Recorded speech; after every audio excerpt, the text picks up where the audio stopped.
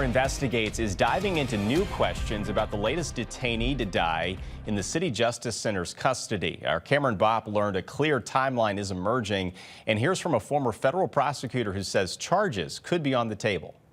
The city jail has a protocol, a policy involving many things, but including these chairs. Former federal prosecutor John Davis. We're talking about a level of possible negligence. He says prosecutors will likely look at whether jail staff followed policy, like how often CJC detainee Samuel Hayes Jr. was checked on while being held in a restraint chair. Was he observed every 30 minutes or 15 minutes? It's a policy First Alert 4 has requested from the jail commissioner, but has not received. Surveillance video inside the jail could answer some of those questions. Is there a video at all? Because if there's no video at all, then we've got a violation of the policy right off the bat. Attorneys for Hayes' family say they're reviewing the surveillance footage Tuesday. Meanwhile, police have released an updated timeline of what happened. Just after 8 p.m. Saturday night, Hayes got into a fight with his cellmate. A corrections officer restrained Hayes in a chair. By 10 p.m., police say Hayes was found unresponsive, sources telling 4 he was already dead. Around 10:14, scanner traffic details a call for medics to the jail.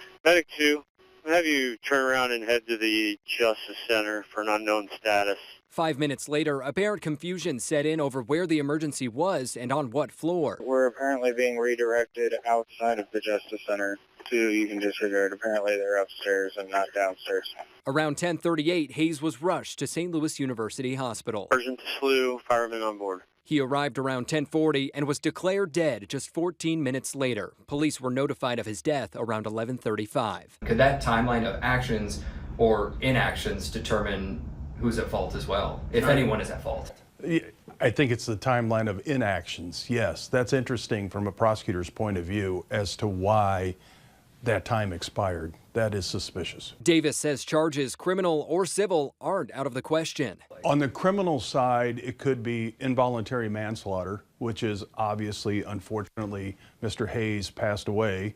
Nobody intended for that to happen. Last year, 4 Missouri corrections officers were charged with murder and a 5th with involuntary manslaughter in the death of Othell Moore. He died in a restraint chair at the Jefferson City Correctional Center, and it was caught on camera. Questions now mounting over whether St. Louis correctional officers could face similar scrutiny if policies weren't followed. Cameron Bopp, First Alert 4.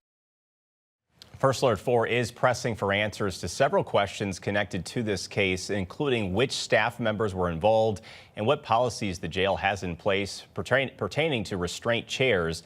And as of this report, we have not heard back from the jail commissioner's office. As this